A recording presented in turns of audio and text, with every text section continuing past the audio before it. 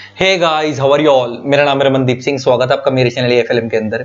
And guys, आज की video के अंदर हम बात करने जा रहे हैं future of CMA course in 2022 and onwards, कि अब 2022 में और इससे आगे हमारे सीएमए कोर्स का क्या फ्यूचर रहेगा, क्या ग्रोथ प्रोस्पेक्ट्स रहेंगे, सीएमए क्या काम करता है। तो इस वीडियो के अंदर जो मैं बात करूंगा, मैं बिल्कुल स्क्रैच से करूंगा, बिल्कुल स्क्रैच से, कि मतलब अगर कोई नया बच्चा जो अभी 12th करके आएगा और वो सीएमए में घुसना चाहता है, ताकि उसको भी बात समझ आए।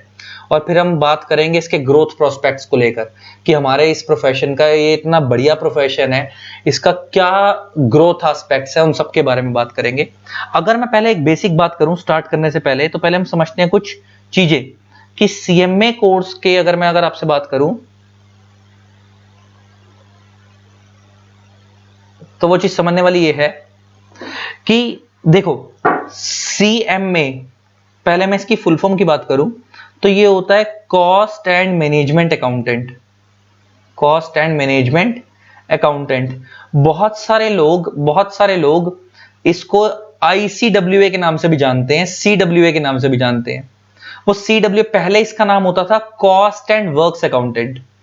इस कोर्स का पहले नाम होता था कॉस्ट एंड वर्क्स अकाउंटेंट। और जो इंस्टीट्यूट, जो संस्था इस कोर्स को कराती थी, उस इंस्टीट्यूट का नाम था आईसीडब्ल्यूए। तो बहुत सारे लोग ना कोर्स को ही आईसीडब्ल्यूए बोल देते थे, और आईसीडब्ल्यू का मतलब फुल फॉर्म थी institute of course and works accountant, और कोर्स का नाम सीडब्ल्यू होता था। और वो सीडब्ल्यू ही चेंज होकर क्या हो चुका है, सीएमए हो चुका है। CMA, cost and management accountant. और आपको नाम से क्लियर हो रहा है, पहले आपका काम खाली कॉस्टिंग तक होता था, अब आप मैनेजमेंट लेवल पे भी काम करते हो, इसलिए आपका नाम चेंज होकर हुआ है कॉस्ट एंड मैनेजमेंट अकाउंटेंट। इसको स्टार्ट करने से पहले मैं एक बेसिक बात करता हूं कि इस प्रोफेशन के अंदर सीएमए के बारे में अगर मैं आपसे बात करूं, तो जैसे एक बंदा, जैसे मान लो एक डॉक्टर है, तो डॉक्टर जब क्वालिफाई होता है, तो उसके पास दो रास्ते होते हैं जिंदगी में। या तो वो नौकरी कर ले, या अपना क्लिनिक खोल ले। या तो वो किसी हॉस्पिटल में जाकर नौकरी कर ले एज अ डॉक्टर की, या वो अपना क्लिनिक खोल ले। तो इसका मतलब जब वो नौकरी करेगा, इसका मतलब एम्प्लॉयमेंट में चला गया। अगर वो अपना क्लिनिक खोल रहा है, तो इसका मतलब उसने अपनी प्रैक्टिस स्टार्ट करी है, अपनी दुकान खोली है। सिमिलरली सीएमए के पास भी क्वालिफाई होने के बाद, आफ्टर क्वालिफाइंग, सीएमए के पास भी आफ्टर क्वालिफाइंग दो रास्ते होते हैं। सीएमए जब आप बन जाते हो, तो आफ्टर क्वालिफाइंग दो रास्ते होते हैं। दो रास्ते होते हैं, ये एक रास्ता, दूसरा रास्ता। एक है एम्प्लॉयमेंट का, दूसरा है प्रैक्टिस का।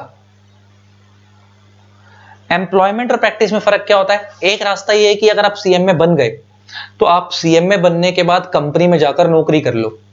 एक रास्ता ये, अगर आपको लगता है आपको किसी की नौकरी नहीं करनी है, आपको अपना काम खोलना है, तो आप प्रैक्टिस कर लो। लेकिन आपको पता है अपने काम में स्ट्रगल तो होती है स्टार्टिंग वाले डेज में। अच्छा, एक बात बताओ, जब कोई डॉक्टर है, डॉक्टर क्लिनिक खोल लेगा तुम्हारे मोहल्ले में आके, क्या पहले दिन से उसके पास पेशेंट जाना शुरू हो जाते हैं? पहले लोग देखते हैं कि इसकी दवाई सही है नहीं है, असर कर रही है नहीं कर रही।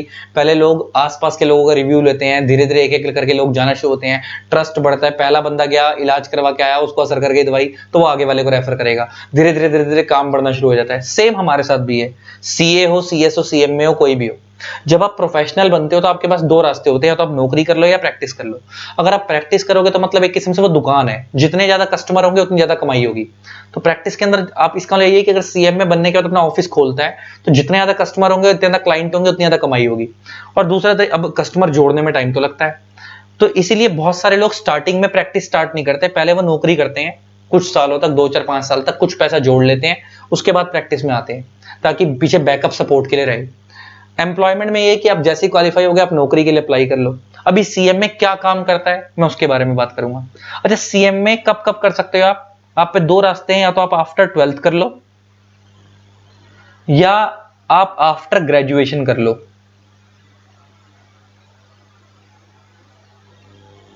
या तो आप आफ्टर 12th कर लो, या आप आफ्टर ग्रेजुएशन कर लो।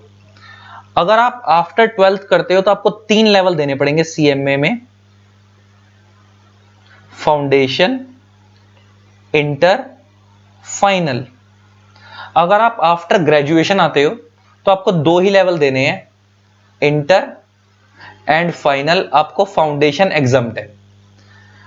अच्छा, फाउंडेशन के अंदर आपको 4 पेपर पढ़ने होते हैं। इंटर के अंदर आपको, इंटर 2 ग्रुप में डिवाइड है, एक ग्रुप 1 एक ग्रुप 2। तो इंटर में आपको 8 पेपर पढ़ने होते हैं, 4 पेपर ग्रुप 1 में है, 4 पेपर ग्रुप 2 में है, और फाइनल भी 2 ग्रुप में डिवाइड है, ग्रुप 1 ग्रुप 2। इसको हम लोग, कुछ लोग ग्रुप 3 ग्रुप 4 भी बोलते हैं। तो इसके अंदर भी 4 पेपर है, 4 पेपर यहां है, 4 पेपर्स यहां है। तो ले दे के फाउंडेशन में आपको 4 पेपर देने होते हैं, इंटर में आपको 8 पेपर देने होते हैं, फाइनल में आपको 8 पेपर देने होते हैं। तो 8 और 8 16, 16 4 20, मतलब पूरी सीएमए की जर्नी में आपको 20 पेपर देने होते हैं सीएमए क्वालिफाई होने के लिए। और अगर आप आफ्टर ग्रेजुएशन आओगे तो आपको 4 पेपर नहीं देने फाउंडेशन वाले, सीधा ये 16 पेपर देने होते हैं, 8 इंटर में 8 फाइनल में। ये बात समझ आती है। अच्छा, इसके मीनवाइल इंटर करने के बाद फाइनल के बीच में आपको यहां पे इस पीरियड में ट्रेनिंग भी करनी होती है, इंडस्ट्रियल ट्रेनिंग। इंडस्ट्रियल ट्रेनिंग भी करनी होती है, जैसे सीए के अंदर होती है ना 3 साल की, ऐसे यहां भी करनी होती है ट्रेनिंग। बस यहां पे फर्क पता है क्या है, यहां पे क्या फर्क है, यहां पे भी 3 ही साल की होती है, यहां पे भी 3 इयर्स की होती है। बस फर्क पता क्या होता है, यहां पे आप 15 महीने के बाद पेपर दे सकते हो। जैसे सीए में क्या होता है, आपने एक बार इंटर क्वालिफाई कर लिया, सीए इंटर क्वालिफाई करा, इंटर क्वालिफाई करने के बाद आपको क्या करना पड़ता है, 3 साल की पहले ट्रेनिंग करनी पड़ती है। जब तक वो ट्रेनिंग नहीं होगी तब तक आप फाइनल नहीं दे सकते, तो वो गैप डालना पड़ता है। यहां पे क्या होता है, ट्रेनिंग यहां भी 3 साल की है, लेकिन यहां पे क्या है, इंटर क्वालिफाई करने के बाद आपको खाली 15 महीने की ट्रेनिंग करनी है, 15 मंथ्स की ट्रेनिंग करनी है। 15 मंथ्स की ट्रेनिंग करने के बाद आप पेपर देने, अच्छा 15 महीने का मतलब क्या है, 12 महीने का 1 साल होता है, तो मोटा मोटा इसको हम बोल सकते हैं 1.25 साल, है ना। मोटा मोटा 1.5 साल भी नहीं हुआ, क्योंकि 1.5 साल कब होगा, 1 साल 6 महीने पे 1.5 साल होता है। यहां तो मोटा मोटा 15 महीने, 1.25 साल के अंदर आप एक बार आर्टिकलशिप कर लो, उसके बाद आप पेपर दे सकते हो फाइनल के। इसका सीए में और यहां पे यही फर्क है, सीएमए में क्या फर्क है और सीए में क्या फर्क है, कि सीए के अंदर आपको आर्टिकलशिप क्या करनी पड़ती है, कि इंटर के बाद सीए में आपको 3 साल की आर्टिकलशिप करती है, उसके बाद आप फाइनल दे सकते हो। यहां पे इंटर के बाद सिर्फ 1.25 साल की ट्रेनिंग करो, उसके बाद आप फाइनल दे लो, उसके बाद आप बैलेंस ट्रेनिंग कर लो, साथ साथ भी कर सकते हो। लेकिन ट्रेनिंग करना जरूर, ट्रेनिंग करना जरूर, उसके बिना फायदा नहीं है। बहुत सारे बच्चे क्या करते हैं, ऑन पेपर किसी सीएमए से लिखवा लेते हैं। अच्छा, ट्रेनिंग कहां करनी होती है, किसी सीएमए के अंडर। तो बहुत सारे बच्चे क्या करते हैं, किसी सीएमए से ऑन पेपर लिखवा लेते हैं कि मैं वहां पे काम सीखने गया था, लेकिन काम सीख कर नहीं आते, तो उसका कोई फायदा नहीं है। कभी कोई सुना है कोई ऐसा डॉक्टर जो ये कहे कि भाई मेरे को ऑपरेशन करना नहीं आता, तो तुम अगर प्रोफेशनल बन गए और तुम्हें प्रैक्टिकली काम करना नहीं आता, खाली बुकिश बुकिश सीखा है, तो उसका फायदा क्या। तो प्रैक्टिकली ट्रेनिंग जरूर करनी है। अच्छा, अगर मैं आपसे बात करूं तो मैंने तुम्हारे को ये बता दिया कि यहाँ पे ग्रेजुएशन के बाद 2 लेवल इंटर के, तो इसका इसलिए सीए से थोड़ी जल्दी हो जाती है। सीए में 5 साढ़े 5 साल लग जाते हैं, यहाँ पे 12th करने के बाद फाउंडेशन 6 महीने में हो जाता है, फिर इंटर 1 साल मान लो मोटा मोटा, फाइनल 1.25 साल मान लो, तो 2 साल और बीच में 1.25 साल की ट्रेनिंग, तो 3.5 से 4 साल में, 4 साल में आप सीएम में निपटा सकते हो। अच्छा, अब ये हो गई बात, अब मैं बात करता हूँ फ्यूचर की। तो मैंने तो बताया कि हम 2 रास्ते पे जा सकते हैं। अच्छा, बहुत सारे लोग पूछते हैं सीएमए का काम क्या है, सीएमए का काम क्या है। अच्छा, नाम से cost and management audit. CMA का मेन वर्क होता है, सीएमए का मेन वर्क क्या होता है, to reduce the cost of a company, to reduce the cost of a company और प्रोडक्ट। आप किसी प्रोडक्ट की कॉस्ट कम कर दो और कंपनी की ओवरऑल कॉस्ट कम कर दो। प्रोडक्ट की अगर आप कॉस्ट कम कर रहे हो without compromising the quality, without compromising the quality. ये तो सिर्फ पुराना वर्क है इसका, ये तो सीएमए का सिर्फ पुराना वर्क है जो पहले होता था। अब तो तुम मैनेजमेंट में भी इन्वॉल्व हो। पहले कॉस्ट एंड वर्क्स अकाउंटेंट थे ना तुम, तब तुम्हारा सिर्फ खाली कॉस्टिंग तक का काम होता था। अब तो तुम्हारा मैनेजमेंट का भी काम है, तो अब तो रोल बढ़ गया है। तो पहले खाली इतना ही काम होता था तुम्हारा कि आपको एक कंपनी के अंदर एडवाइस देनी होती थी कि एक कंपनी अपने प्रोडक्ट की कॉस्ट किस तरीके से कम कर सकती है विदाउट कॉम्प्रोमाइजिंग द क्वालिटी, तो और बिना क्वालिटी को गिराए। मगर और ये सब तुम्हें सिखाया जाता है पढ़ाई के वक्त। अब तो तुम मैनेजमेंट लेवल पे भी हो, तो अब तो तुम्हारे को डायरेक्ट, मैनेजमेंट का मतलब क्या होता है, कंपनी के डायरेक्टर्स। मैनेजमेंट कौन होते हैं, कंपनी के डायरेक्टर्स। और अब तो तुम कॉस्ट एंड मैनेजमेंट अकाउंटेंट हो, तो अब तुम्हारा कंपनी के डायरेक्टर से भी उठना बैठना है, डायरेक्टर्स के साथ भी उठना बैठना है तुम्हारा कंपनी के।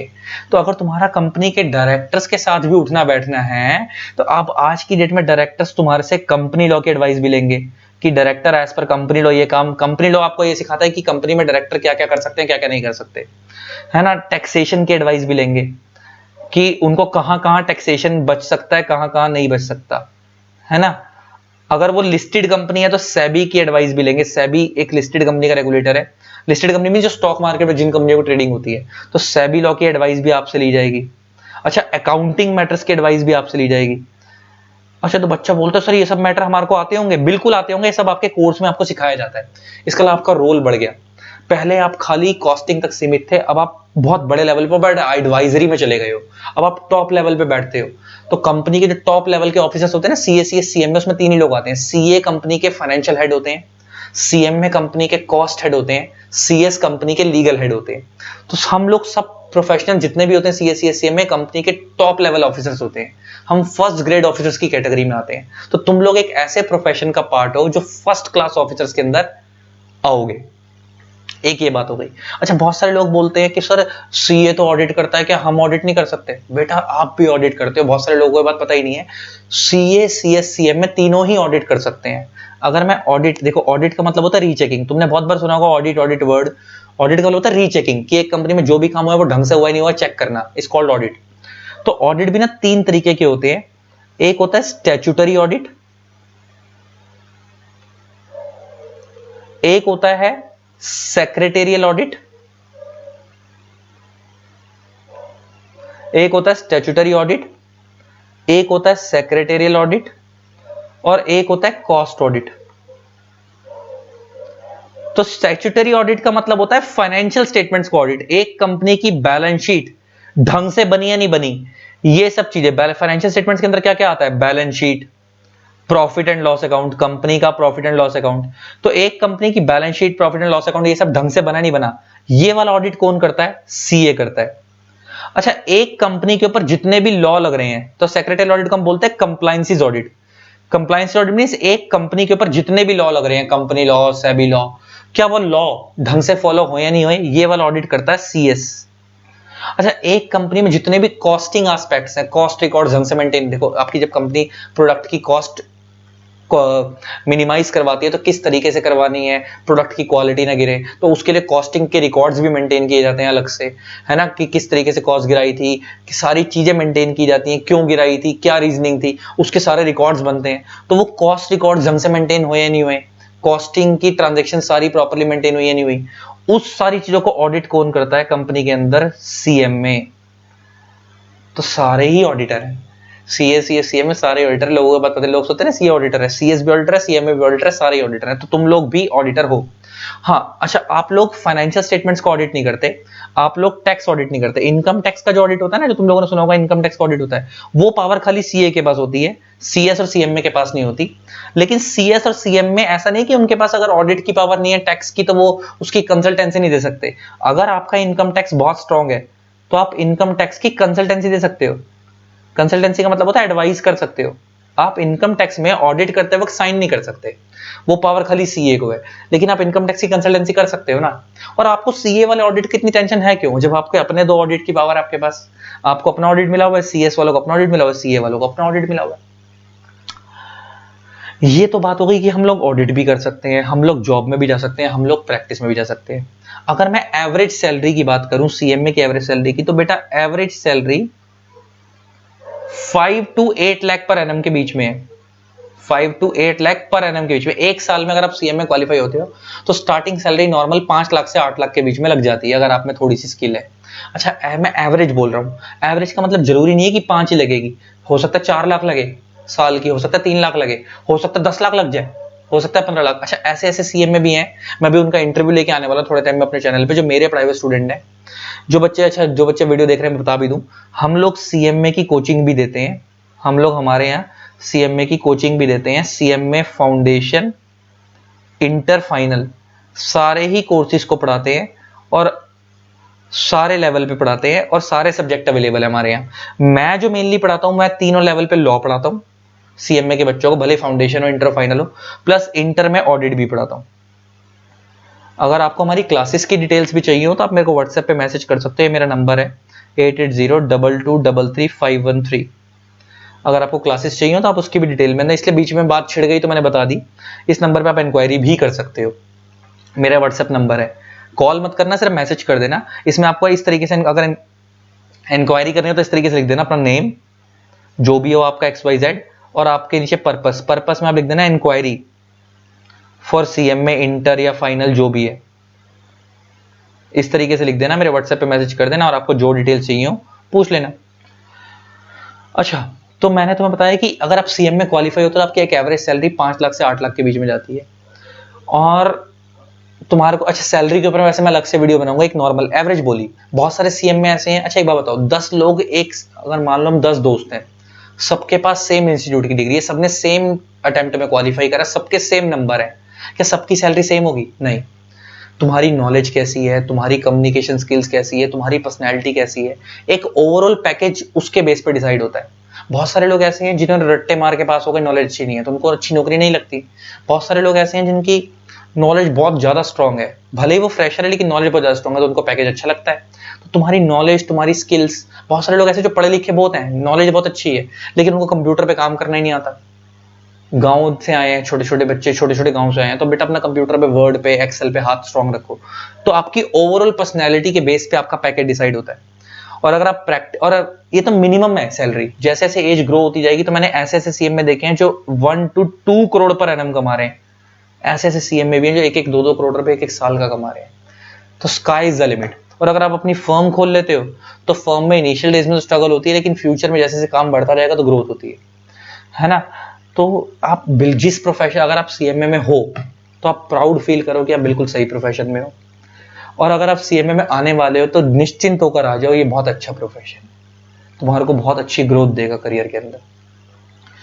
तुम्हारे पास स्कोप क्या है, अब तुम क्या क्या काम कर सकते हो तुम्हारे को मैंने बता दिया। तुम लोग ऑडिट करते हो, कॉस्ट ऑडिट करते हो, तुम लोग अकाउंटिंग का काम कर सकते हो, तुम लोग टैक्सेशन का काम भी कर सकते हो, सिर्फ टैक्स में ऑडिट ही तो नहीं कर सकते, लेकिन GST का काम पूरा कर सकते हो, GST का काम कर सकते हो, इनकम टैक्स का काम कर सकते हो। अच्छा, इसके अलावा कंपनी लॉ के अंदर जो कंप्लायंस है, कंपनी बनाना, कंपनी बंद कराना, वहां पे भी साइनिंग पावर CMA को दी हुई है, तो कंपनी लॉ में कंपनी इनकॉर्पोरेशन का काम, ये सब भी आप कर सकते हो, है ना। मैं तुम्हारा स्कोप गिना रहा हूं। अच्छा, अगर कंपनी लिस्टेड है तो सेबी के लॉ का काम भी आप देख सकते हो। अगर कंपनी इंपोर्ट एक्सपोर्ट करती है तो आप कस्टम्स लगता है वहां पे, आप कस्टम्स का काम भी देख सकते हो, कस्टम लॉज का। तो ये सब एटसेट्रा, ये तो मैंने छोटा सा काम बताया। कॉस्टिंग तुम्हारा मेन काम है, कॉस्टिंग रिकॉर्ड्स मेंटेन करना, ये सब करना। तो तुम समझो कि तुम्हारे कितना स्कोप है, कितना कुछ कर सकते हो। तुम्हें चुनना पड़ेगा क्या, और सब तुम्हें पढ़ाया जाता है डिटेल में तुम्हारे कोर्स में। तो फ्यूचर इस कोर्स का एक ऐसा कोर्स है, अच्छा तुम समझो, जब मैं फ्यूचर की बात करता हूँ, हमारे कोर्स का स्कोप कितना वाइडर है कि तुम अंदाजा लगाओ कि पूरे इंडिया के अंदर 130 करोड़ की आबादी है, और पूरे इंडिया में CA कितने हैं? 5 लाख के आसपास। CS कितने हैं? 70-80 हजार के आसपास। CMA कितने हैं? 1 लाख के आसपास। तो अगर तुम तीनों को जोड़ दो, 5 लाख, 1-1 लाख, वो 7 लाख, 130 करोड़ की आबादी, और टोटल में CS CMA मिला भी दो तो 7 लाख के आसपास है। मतलब हम ओवरऑल आबादी के 1% भी नहीं है, ओवरऑल आबादी के, पूरी 130 करोड़ की जनता के 1% भी नहीं है। तो मतलब ये 7 लाख लोग पूरी कंट्री को संभालेंगे, पूरी कंट्री का फाइनेंशियल सिस्टम, लीगल सिस्टम संभालेंगे।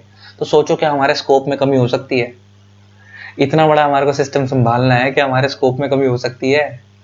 इंडिया की 130 करोड़ की आबादी है ना। और अभी तो धीरे धीरे हमारे इंडिया में बहुत सारे बिजनेस इनफॉर्मल हैं, दुकानें वुकानें चल रही हैं, तो अभी वहां पे हमारे लोगों का रोल नहीं है। जैसे जैसे तुम्हारे को पता है कॉर्पोरेटाइजेशन का जमाना है, कंपनियां बनती चली आ रही है, हर चीज डिजिटल होती जा रही है, क्या तुम्हें नहीं लगता आगे जाके हमारा स्कोप और बढ़ेगा? है ना।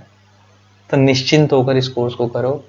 अच्छा, और ये कोर्स मेहनत जरूर लगवाता है, लेकिन जिस दिन मेहनत बन गई ना, और मैं हमेशा बोलता हूँ, मेहनत रंग ला गई ना, तो जिंदगी में कुछ बन गया ना, तो याद रखोगे, एक देखो, कभी भी जिंदगी में अपने खानदान को उठाना तो एक पीढ़ी को संघर्ष तो करना पड़ेगा। अगर तुम्हारे माँ बाप पीछे से इतने साउंड नहीं है, फाइनेंशियली साउंड नहीं है, तो अगर आज तुमने मेहनत कर ली, तुमने अपने आप को साउंड कर लिया फाइनेंशियली, तो तुम्हारी जिंदगी तो अच्छी होगी होगी, तुम्हारे आगे वाली जितनी जनरेशन है सबकी जिंदगी अच्छी हो जाएगी, क्योंकि तुमने अपने लिए मेहनत करी है और अपने आने वाले फ्यूचर के लिए मेहनत करी है। और मैं हमेशा एक चीज बोलता हूँ, नाम और सरनेम दुनिया लेके घूमती है, नाम क्या है कुछ लगा लोगे वो तुम्हारा है। लाइक रमनदीप सिंह मेरे को मेरे फादर ने दिया, CS रमनदीप सिंह मैंने अपने आप को दिया। तो सेम ऐसे जब कोई CMA बनेगा तो वो अपने नाम के आगे CMA लगाएगा, कोई CA बनेगा तो CA लगाएगा, कोई डॉक्टर बनेगा तो डॉक्टर लगाएगा अपने नाम के आगे। तो ये तुमने अपने आप को दिया। तो मेहनत करो, ये फ्यूचर है हमारे कोर्स का जो हमेशा ब्राइट है। मन था कि वीडियो बनाओ तुम्हारे को, तुम्हारे ग्रोथ एस्पेक्ट देखो, तुम कहाँ कहाँ जा सकते हो, क्या सैलरी रहती है, क्या क्या तुम कर सकते हो, ठीक है, कितने लेवल होते हैं, मैंने सारी चीज़ें क्लियर कर दी। चलो आई होप आपको वीडियो अच्छी लगी होगी। इस तरीके से वीडियोस को प्यार देते रहे, इस वीडियो को आग की तरह फैला दो। अच्छा हाँ, और हमने ना एक ब्रॉडकास्ट क्रिएट कर रखा है जिसमें हम सीएमए से रिलेटेड अपडेट देते हैं। अगर आपको ब्रॉडकास्ट में ऐड होना हो तो आप मेरे को मैसेज कर सकते हो। अगर आप जैसे मान लो आपका ब्रॉडकास्ट में ऐड होने के लिए क्या लिखना है, आपको नेम XYZ आपका जो भी है, आपका लेवल में आप लिखोगे सीएमए फाउंडेशन इंटर या फाइनल, आप तीनों में से जिसमें भी हो अपने नाम के आगे लिख देना लेवल, और पर्पस में आप लिख देना ब्रॉडकास्ट। पर्पस में आप लिख देना ब्रॉडकास्ट, तो मैं आपको ब्रॉडकास्ट में ऐड कर दूंगा। तो मेरे जितने भी अपडेट होंगे ना वो आपके पास आ जाएंगे, इंटर फाइनल हम आपको उसी के ब्रॉडकास्ट में ऐड करेंगे। और ये ब्रॉडकास्ट है, ग्रुप नहीं है। बहुत सारे बच्चे मेरे को बोलते हैं सर आपने ऐड करा, ऐड होने का मैसेज नहीं आया। ये बेटा व्हाट्सएप ग्रुप नहीं है। व्हाट्सएप ग्रुप में क्या होता है, जब मैं ऐड करता हूँ आपको दिखता है कि आप कहाँ ऐड हो। ब्रॉडकास्ट में क्या होता है, आपको नहीं दिखेगा आप कहाँ ऐड हो, लेकिन मैं जो भी अपडेट भेजूंगा वो आपके पास पर्सनली आ जाएगा। ऐड होने की नोटिफिकेशन नहीं आएगी, लेकिन आप पे जो भी मैसेज भेजूंगा आप पे आ जाएगा। तो आप हमारे को व्हाट्सएप पे मैसेज करके मेरे साथ ब्रॉडकास्ट में ऐड हो सकते हो, आप तीनों में से जो भी लेवल पे हो। मेरा नंबर ये रहा व्हाट्सएप वाला 8802233513, अभी मैंने बताया ही था, ठीक है। चलो ये थी वीडियो, इस तरीके से वीडियोस को प्यार देते रहे। Keep love and keep supporting, thanks a lot, bye bye, love you all. And हाँ, जिन लोगों ने अभी तक चैनल को सब्सक्राइब नहीं करा सब्सक्राइब कर देना और इस वीडियो को आग की तरह फैला देना, ठीक है। चलो टाटा बाय बाय।